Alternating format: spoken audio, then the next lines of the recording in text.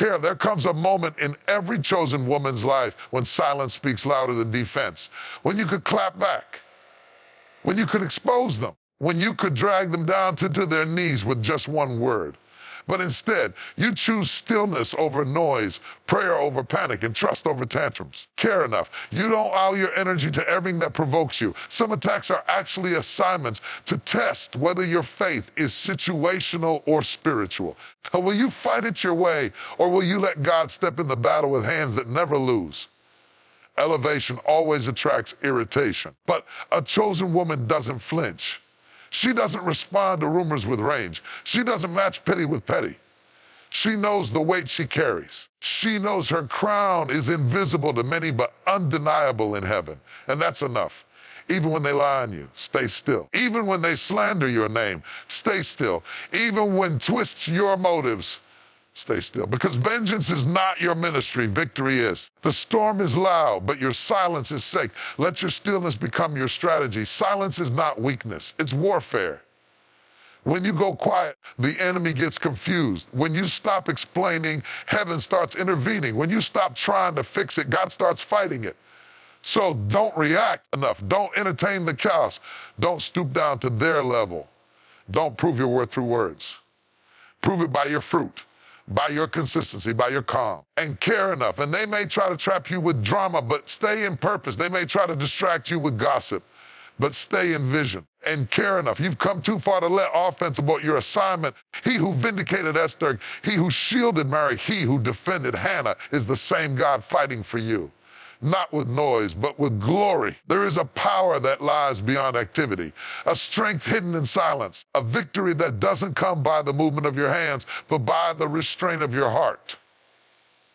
And that power, that kind of strength, is called stillness. And care enough. We live in a world that glorifies reaction. The louder you are, the more attention you get, the faster you reply, the more respected you seem. Care enough. But in the kingdom of God, it's not the loudest voice that wins.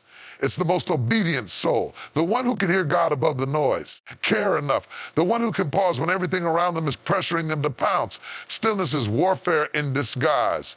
It is a refusal to let the enemy drag you into a battle that God never told you to fight. It is the decision to stand when every fleshly impulse wants to strike. Care enough. It's when your name is being dragged through the mud and you don't open your mouth. It's when they misinterpret your kindness for weakness. Care enough, and you still serve. It's when they cross boundaries and you bow your head, not your character. Let me speak to the woman who has been misunderstood, who's had her motives questioned, who's had her silence misread as surrender. Listen carefully. Your stillness is confusing the enemy. He expected to explode. He expected you to break down. He expected you to come unglued under the pressure. But your silence is spiritual confidence. And care enough. You don't need to talk back when God has already spoken over you. You don't need to prove yourself when God has already chosen you. Care enough. You don't need to explain what God is about to expose. Stillness is how you stand under fire without catching flames. It's how you remain planted when the winds of accusation blow. Some of you have been in a season where God has you hidden. You've been faithful. You've been obedient. You've been praying, fasting, serving, yet you're not being seen. You're not being promoted. You're not being called. You feel like your voice is muted in a world full of noise. Stillness is preparation. Stillness is development. Stillness is where God shapes your character so your calling won't crush you if you rush ahead of his process. Care enough. You'll walk into places you don't have the maturity to handle. But if you let stillness do its work, you'll emerge with power, with poise, and with purpose. And think of Jesus in the boat when the storm came. While the disciples were panicking, he was sleeping. The storm didn't move him because he was anchored in his authority. His stillness wasn't carelessness. It was confidence. He knew who he was. And care enough, he knew who his Father was. And because of that, he knew the storm couldn't drown him. That's the kind of stillness you need in your spirit. Enough and care enough. That even when everything is shaking around you, nothing is shaking in you. That even when doors close, friends walk away. Care enough, or opportunities fall apart. You don't spiral, you stay. You don't have to run to defend your name because God knows your heart. Care enough. You don't have to rush into every opportunity because what's assigned to you can't miss you. and care enough. You don't have to chase down what God has called you to wait for. Stillness is not just about inactivity, it's about clarity. It's in stillness that you hear instruction. It's in stillness that God refines your discernment. When you stop trying to do everything, you position yourself to receive everything God wants to give. There are breakthroughs that will only come when you stop striving. There are answers that will only arrive when you quiet your soul. There are doors that only open when you're still enough to let him hold the key. Stillness is when you shift from self-reliance to surrender, when you stop forcing outcomes and start trusting in the one who already knows the end from beginning, when you stop reacting to everything the enemy throws and start responding only to the leading of the Spirit. And care enough. And there is a kind of stillness that doesn't just protect you, it propels you. That silence isn't the absence of movement. It's the presence of strategy. When God says, be still, he's not saying, do nothing. He's saying, watch me work. Watch me move. And care enough, watch me do what your effort could never accomplish. You prayed for the next level. You fasted for more anointing. You cried for clarity. Care enough, you asked God to stretch you, grow, use you. And he heard you. But what you didn't expect was the backlash, the betrayal, the strange distance from people who once celebrated you. You didn't expect the tension, the whispers, the warfare that came attached to the blessing. You cannot rise without resistance. You cannot grow without disruption. You cannot be not emoted without provoking something or someone. Care enough. Because every new level in your life stirs up something in the atmosphere that doesn't want you to move. Sometimes it's jealousy. Sometimes it's spiritual warfare. Sometimes it's the insecurity of others. But the pattern is always the same the moment God begins to shift you, stretch you, and lift you. Everything comfortable starts to tremble. When God elevates you, not everyone can handle your new altitude. Your wings offend people who are content crawling and care enough. Your discipline irritates those who live by impulse. Your clarity threatens those who thrive on confusion. Up, your progress becomes a mirror that exposes their passivity. When you move in purpose, some people take it personally. Not because you've wronged them, care enough, but because your growth disrupts the version of you they were most comfortable with. The version that tolerated nonsense. The version kept quiet to keep peace. The version that played small so others wouldn't feel insecure. Let's be clear. Elevation is expensive. Enough and care enough. It costs relationships. It costs comfort. It costs convenience. But the price is worth the purpose. Enough. Because the version of you that God is calling forth cannot afford to be trapped in old cycles, limited by old mindsets, or held hostage by old expectations. And care enough. Irritation is the resistance that comes with movement. It is friction created when you stop settling and start stretching. When you stop fitting in and start standing out. When you stop hiding and start healing. Some of the warfare you're facing right now isn't because you did something wrong. It's because you're finally doing something right. You're aligned. You're focused. You're walking with boldness. And that irritates the enemy. It irritates the insecure. It irritates every force that benefited from your smallness, your stuckness. Elevation changes your environment. It forces you to breathe different air, walk in rooms, carry a different posture. You're not better than others, but you are different now. You're carrying something heavier. You're stewarding something sacred. You're walking with new weight, and weight attracts warfare. You must understand that there is no such as painless promotion. Every new level demands a new mindset, a higher standard, a deeper trust in God. And as you rise, you will be misunderstood, misjudged, misrepresented, but you can be distracted by irritation when you are destined for impact. Even Jesus faced irritation when his influence began to grow. The more he healed, the more they hated.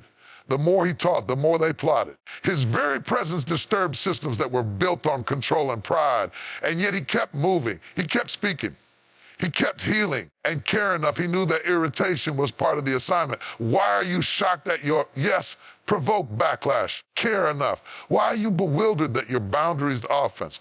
Why are you hurt that those closest to you can't seem to celebrate your growth? Elevation attracts irritation because light always exposes darkness. Progress always threatens passivity. Authority always unsettles illegitimacy. So take the resistance as your reminder that you're not who you used to be. Sometimes God will allow irritation to train you.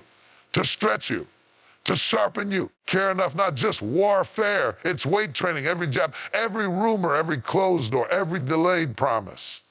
It's preparing you. Care enough, it's increasing your capacity. It's building your character.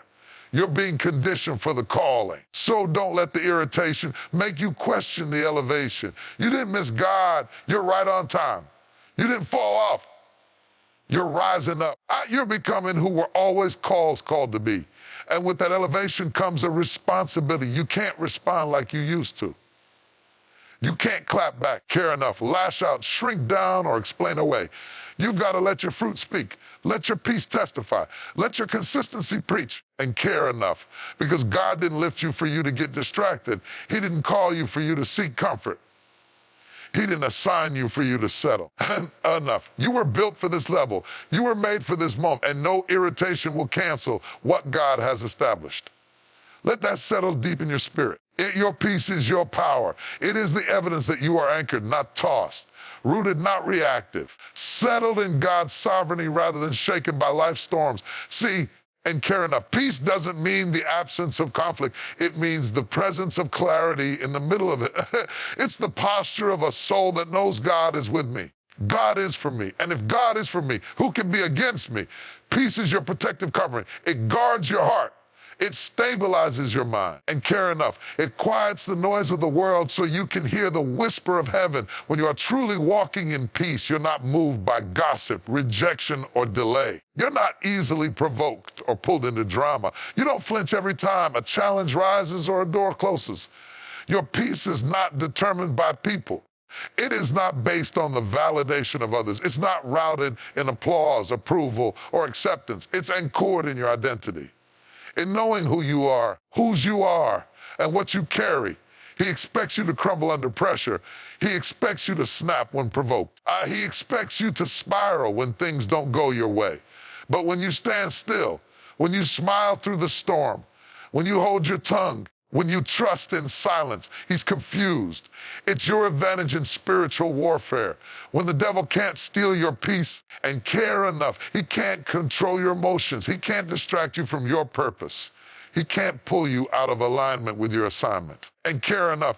Don't let petty arguments rob you of it. Don't let unhealed people drag you into dysfunction. Don't let unresolved offenses take residence in your soul. Don't let comparison disturb your rest. Don't let the pressure of performance replace the presence of peace. You see, peace is not passive. It is commanding. Peace is a weapon, a spiritual force. When you walk into a room with peace, atmospheres shift. Arguments stop. People listen. Care enough. Not because you're rooted. People can sense when you're not flustered. They notice when you're unbothered, when you refuse to be reactive, when you carry yourself with grace under pressure. That's not pride. That's power. That's peace. Peace comes from knowing that you are covered, that God is not confused about your life, that what's for you cannot be taken, that his timing is better than your rushing, that his plan is still in motion, even if it doesn't look like it yet. Care enough. When you believe he's working all things together for your good, you stop striving. You stop stressing. You stop rehearsing every worst-case scenario in your head. You stop letting anxiety run the show. That's the secret. When you dwell in his presence, peace becomes your portion. It guards your mind like a gate. It watches your heart like a soldier. It reminds you, you don't have to fix everything. Care enough. You don't have to carry everything. You don't have to know everything. There comes a time when you have to stop fighting battles that were never yours to begin with. You've spent too much energy explaining yourself to people committed to misunderstanding you. And care enough. And you've wasted too many nights trying to fix what only God can heal. You've carried a weight that was never your assignment. Not because you're weak, not because you're afraid, but because you finally realize this, your strength is not in your hands. It's in your surrender. The battle doesn't belong to the one with the loudest voice or the quickest clack. It belongs to the one who knows how to step aside and let God step in. Care enough. We all face opposition, whether it's people questioning your purpose, doubting your calling, trying to block your elevation, or care or tarnish your name. Opposition will come. The moment you say, to God's plan is the moment the enemy marks you. You don't have to chase rumors. Truth runs on its own time. You don't have to match energy. You carry an anointing.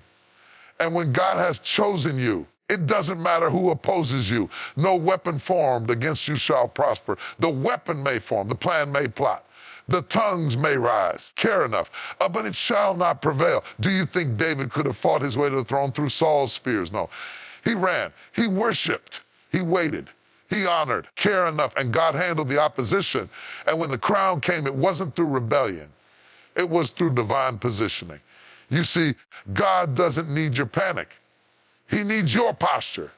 He needs you to stay low, stay humble, stay faithful.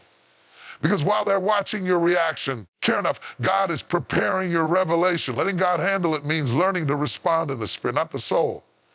The soul wants revenge. Enough. The soul wants quick justice. The soul wants them to feel the sting they caused.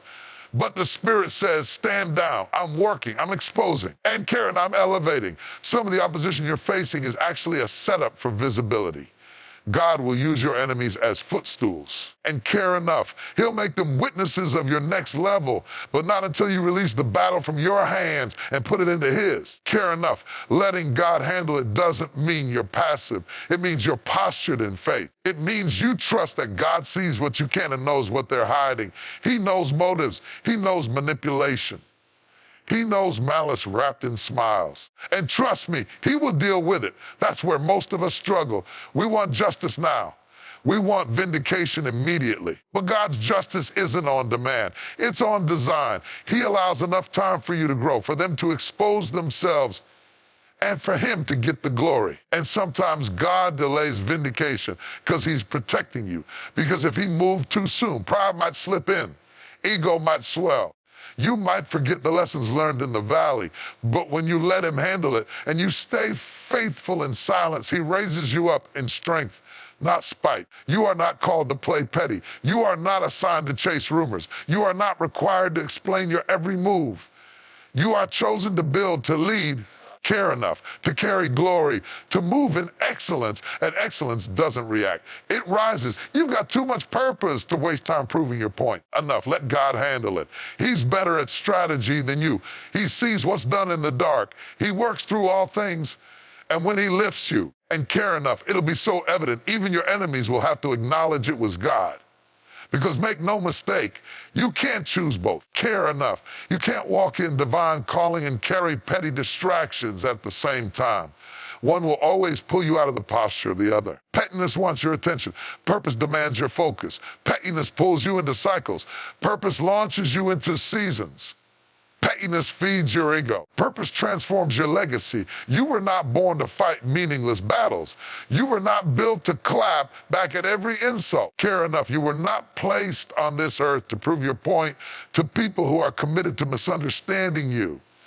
You were sent here with a mission, an assignment. Care enough, a kingdom calling that requires strategy and discipline, because the greatest threat to your next level is not always the devil. It's distraction. It's emotional doers. It's offense disguised as justification. It's responding to people who don't deserve a reply, all while your divine assignment sits idle. Pettiness is not always loud. Sometimes it's subtle. It creeps in as sarcasm, bitterness, passive-aggressive silence. Care enough, hidden resentment. Pettiness shows up when you choose to shade instead of pray.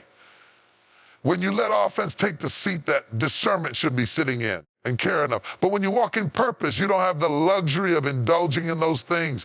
Purpose forces you to grow up. It makes you take the high road, even when the low road is paved with opportunities to get even. Purpose teaches you to preserve your oil instead of wasting it on petty fires. Care enough. Not every battle is your assignment. Not every disagreement is a call to respond. Sometimes silence is your sword. Sometimes peace is your power. Sometimes walking in a way is the most anointed move you can make. Purpose over pettiness means choosing legacy over emotion. It means saying, and care enough. My calling is too sensitive to waste energy on what doesn't build me. You can't be petty and powerful. You can't be easily offended and deeply anointed. One of them will break under pressure, and it's not your purpose. Look at Nehemiah. He was building a wall, doing a great work. And while he was building, his enemies came. Sanballat and Tobiah tried to distract him. They said, Care enough. Come down here and talk to us. They wanted to lure him off the wall into a verbal battle. But Nehemiah had wisdom. He said, I am doing a great work. Care enough. And I cannot come down. I cannot come down to be petty. I cannot come down to be messy. I cannot come down to explain myself to people who don't value my assignment. I cannot come down to play games with folks who are even on purpose themselves. Purpose requires attitude. Pettiness lives low. And every time you step into pettiness, you lower your spiritual posture. You abandon your vantage point. Care enough. You make yourself available to distractions that aren't worthy of your attention. And don't get it twisted. Choosing purpose doesn't mean you're weak. And care enough, it means you're wise. It means you understand that your future is bigger than a moment of satisfaction. It means you finally realize that clapping back never healed anyone. That being right isn't as powerful as being effective. When Jesus stood before Pilate, accused, unjustly mocked, rejected, he said nothing. He didn't defend himself. He didn't try to justify his calling. He didn't curse them out. Why? Because he knew the cross was too close. The purpose was too great. The assignment was too important. What breakthrough is being delayed because you can't let go offense? What door is staying closed because you're too focused on who hurt you and care enough rather than who sent you? What idea is drying up because you're spending more time watching who copied you than stewarding what God gave you? Pettiness is a thief. It steals your time. It drains your energy. It distracts your spirit. And its only goal is to get you so caught up in small thinking that you forget you were made for kingdom work. Care enough. Purpose will require you to forgive people who aren't sorry, to bless those who cursed you, to walk away without closure, to release things you were right about, but that no longer deserve your energy. Purpose will stretch you. It will make you bite your tongue. Care enough. It will make you love people who can't return it. It will make you move in silence while others broadcast their offense. It will challenge your maturity daily. Care enough. But in return, it'll build you. It will open doors. It will elevate your character. It will prepare rooms you don't even know exist yet. It will make your name known in places your mouth has never been. So the next time someone tries to bait you into pettiness, remember this. Pettiness might win the moment, but purpose wins the future. You don't need to respond. You don't need to prove, you need to match energy. Just rise, just build, just stay focused.